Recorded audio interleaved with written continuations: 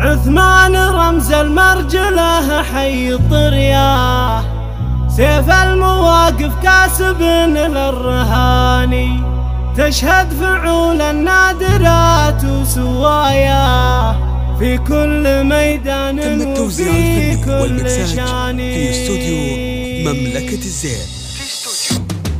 سلامي ينصى عالي القدر والجاه، راعى العلوم الطيبة والسماني، عثمان حمق اللي على العز رباه، حر لها العليا مقام ومكاني، يوم التقاعد قافي المدح يزهى، ونسوق له أجزل بيوت المعاني، في العسكرية طاب فعله وممشاه، بعد 30 عام خدمة وتفاني، عثمان رمز المرجله حي طرياه، سيف المواقف كاسب للرهاني، تشهد فعول النادرات وسواياه في كل ميدان وفي كل شان، في خدمة التراث ما حد تعدى، تراث الفرسان فخرنا بالزمان، سفير جازان هذا عثمان حياه،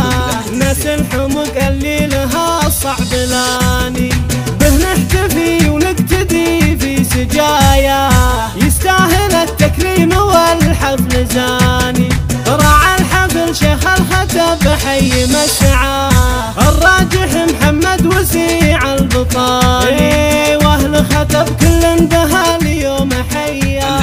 واخوانه اللي طيبهم ما لثاني، وحمدان العبسي اعذب الشعر اهداه، في محفل التكريم واهدى التهاني، سلامي ينصى عالي القدر والجاه، راعى العلوم الطيبة والسماني، عثمان حمق اللي على العز رباه، حر لها العليا مقام ومكاني، يوم التقاعد قافي المدح يزهى، ونسوق له أجزل بيوت المعاني، في العسكرية طاب فعله وممشاه، بعد 30 عام خدمة وتفاني، عثمان رمز المرجله حي طرياه، سيف المواقف كاسب للرهاني،